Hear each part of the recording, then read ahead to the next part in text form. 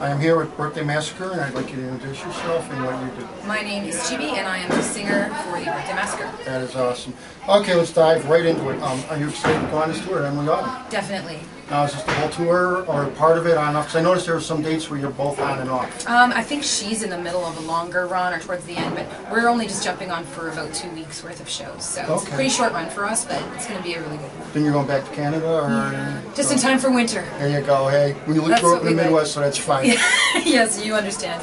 Since you changed your name in 2002 to avoid confusion with another band, who chose the name and the lyrics after Happy Birthday to come about with Birthday Massacre? Well, we had that when we used to be called Magica a long, long time ago, and so the Birthday Massacre was one of our songs that we already had. Sure. So when it came time to change, we figured that was not only something that would be recognizable to people who already knew us, and they'd be like, oh, that's that song, and now that's the band name. But we also felt like it was a good representation of the type of music that we do, because it's within the music, there's so many different sort of contrasts of light and dark and heavy and melodic, and so Birthday and Massacre are opposites as well, so it just seemed to be a name that would fit. That's great. Hopefully. I recall reading in the past musical elements come from fantasy. Are there any, what are the rabbits and the dolls and fantasy related to and the meaning behind them for the imagery? Well, the rabbit actually started as a transition on our Nothing and Nowhere website. Sure. So it's sort of a, like, follow the rabbit. So it would be the transition in between the different scenes. Welcome and, back. Elevator copy. How's it going, guys? And so, About 5. what were we talking about? Oh yeah, the rabbit hole the and rabbit dolls. and everything. And then, I mean, just with dolls, we've always started the music has been a lot about childhood and looking back and sort of being creeped out by things and stuff that scared you when you were a kid. And so, I mean, dolls are pretty creepy, but at the same time, they're really innocent, too. Again, the contrast. Feel free to just cut that right out. Right, well, no, all the bad stuff goes on, the good stuff, there's like TMZ. Right, yeah. Your first album, Nothing and Nowhere, Yeah. you have 2 different album covers, and the releases were a little bit different, so Yes. what came about and how did that happen? Well, the first one was, you were talking about the super old one, like the first, I think they're even like hand-numbered, possibly. That was like, we printed those up with money that we had borrowed from our parents, and it was like, Nothing and Nowhere was our first album kind of So that's a self-release, basically? Yes, and then we re-released when we signed to Metropolis, and so then that has this sort of, that's been the main one of them. But yeah, there's a few at the very beginning that were very special. I don't even have a copy of that one, which kind of makes me sad, because that was like our first. Now staying on the topic of the stuff with the early albums, last year when I saw you at the Miramar in Milwaukee, Yeah. I bought your vinyl record, because I still love vinyl. Yeah. Is that something you guys decide, management decide? Is that something geared for America, Europe? I mean, I think it's just, obviously it's become super popular to have vinyl again, and we really want to do it. I mean, it's not like everyone was totally on board with it. It's just a good idea to have nowadays, so, yeah. Okay. Yeah. Earlier this year, you guys performed in Russia's largest cities. Yes. How were the fans? How was the reception? Talk about that. Absolutely amazing. It was, you hear mixed things, like going to Russia is such a unique experience, and getting a visa to go there is a very complicated experience, and we really didn't know what to expect at all. But, the fans, they were absolutely amazing, so welcoming, and we had some really nice crew that traveled with us. We actually made some friends, and we're going back there, actually. Wow. In April, so That sounds like the shows were a great. blast. It really was, although the language is so different from anything that we heard. A little bit of Spanish here, German there. Yeah, sure. Well, I know a little Russian. I had some in high school, so. Well, then you know how difficult it is to even the alphabet. Yes, but it was such a unique experience that we're really glad we were able to have.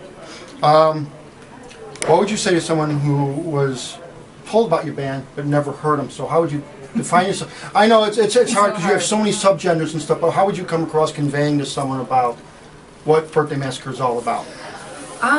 Kind of just that, like, it's a lot of, it sounds so pompous to be like, it's a different combination, but yeah, sort of, we grew up in the 80s, so there's a lot of 80s influences. It's a female singer. We really like heavy music as well. We just like music that you can dance to, music you can have fun to, rock out to a little bit. I just said that. There you go. You guys just rock out. This is all rock out. Yeah, there you go. Sound clips. Put it on my phone. Please do.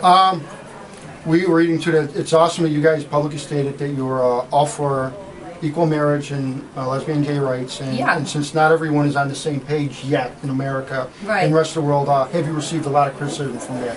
I don't know. Not really. I think that the audience that we have are kind of the same. Just, of course, it should sort of go without saying. I think people who don't believe that just don't understand. You know what I mean? Maybe just don't know, you know, or I don't know. I can't relate to that, and we haven't gotten a lot of criticism, which to me is it's an amazing sign that we haven't gotten. You are in a wonderful state today because they signed, the governor of Illinois signed gay marriage as of about an hour ago.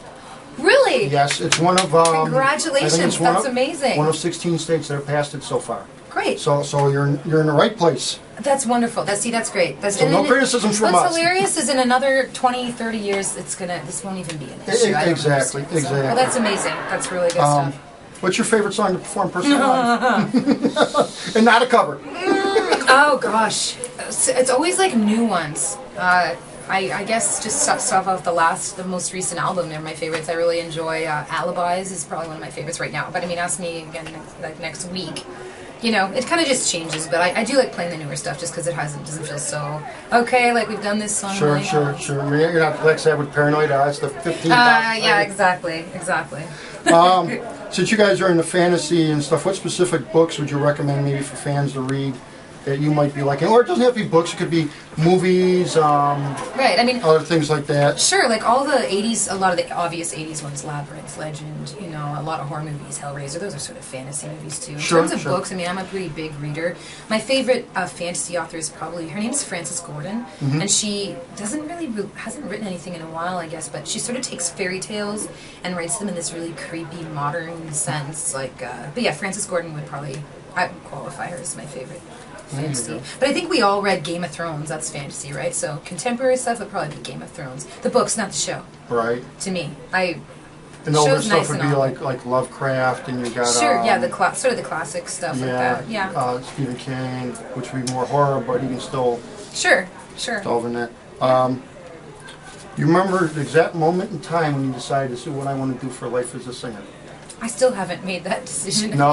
No. It wasn't in the shower one morning? Oh, well, you know, just you're just like, you know, yeah, sure, hairbrush in the mirror, yeah, of course, you know. But there was everything that we've done, we've only just continued doing because it still makes sense. It's not like, this is our career. Like, it is right now, but you know how the industry is, it's so... Who knows? And I had some problems with my voice last year. Oh, I didn't know that. Yeah, I had to have surgery on my voice. So again, it's never just been like, I'm a singer, that's what I do. It's more like, okay, I'm still going to do this. I'm going to do it. Okay, we're going on another tour. Cool. But yeah, there's no like, I'm a singer. Sure. It's more like, okay, I'm still doing this. We'd seen Sarah Brightman, and she had vocal surgery on hers, and she sounded wonderful. Yeah. So if you take care of it and you come back... That's the thing, it's just taking care of it and learning, because I never had any kind of vocal training. Again, not being like, I'm a singer for my career. I'd never had any real vocal training. I didn't really know how to take care of my voice, and I also hate to say it, but I smoked cigarettes for a really, really long time, which I've since quit, but eventually all that stuff starts to catch up to you. Sure. You know? Since you guys are touring with Emily Autumn tonight, she's going to have a lot of stage stuff going on. As you guys start to tour more and popularity grows with you, are you going to start bringing more stage stuff around to have a little more, you know? I mean, the thing that we do, a lot of the touring that we do is outside of Canada. So getting stuff across borders and into different cities can be a little bit problematic at times, especially coming into the States. Sure. You know, the States is kind of steps things up, and they're very... You know, we had to provide a let's call it a manifest of all the gear that you bring, and so you have to, like, if it's ever easy to do things like that, like just more convenient, we would bring tons of stuff. But again, the size, it's like having to declare everything. And even if possible, the big fold-out screens where you run like a video footage in the background or something. Sure, there's so many cool things we want to do. We did a show in Toronto once where we had big fake trees and giant, I almost said giant teddy bears because Miley Cyrus, I thought of that for some reason. She's ruined teddy bears for all of us, hasn't she? Oh, yes. But yeah, it's all just a matter of where you're playing and how easy is it going to be and what the focus needs to be. And can we even get our gear into this country, let alone like a big, goofy teddy bear? Sure. That's not even what we would do. I'm going to ask you one more and we'll end it at that. Sure. Since this is the first night of your tour, and we hope to get this up almost as soon as we can on the net, what would you tell fans to look for the tour? Expect from you guys. I mean, so without giving away all the secrets. Okay, you know what? That's a good one actually. Because I'm like, thank God I have something. Because what if I didn't? We're actually playing some really old songs that people have asked us to play, and we haven't played them. But every tour, people are like, play this. So we're going to play a couple really old ones. We're excited to do that because it's stuff we haven't played in a while. So. So, maybe we'll botch it all. Who knows? Come see us on the tour. Right? Tonight's your warm-up night, and you go from there. There you go. Absolutely. Well, come on out, see Birthday Massacre. Make sure you buy merch if you're downloading music illegally. Help out the band. I know you're laughing, but I mean, you have He's to. right. You got to do things to support the band. You know, you can't be the cool kid on the block without the shirt. So. Thank you. I agree. Well, I thank you very much. Thanks you so much have a for wonderful having show. me. Thanks a lot. And I appreciate it. we can't wait to see you guys perform tonight. Neither can we, except for to participate. Awesome. All right, thank you much. Thank you, guys.